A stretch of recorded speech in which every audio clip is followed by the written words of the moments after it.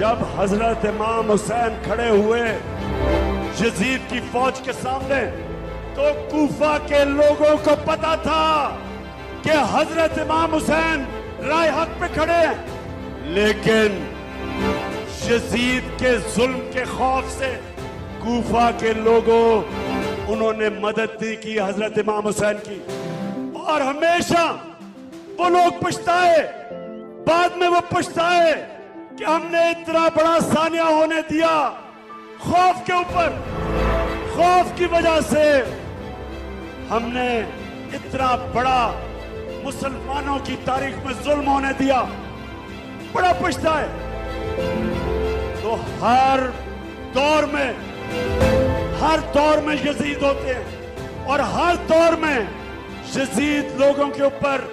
خوف طاری کر کے، ڈرا کے، دہشت پھیلا کے ان کو کنٹرول کرتے ہیں، ان کو غلام بناتے ہیں۔ تو میرے پاکستانیوں،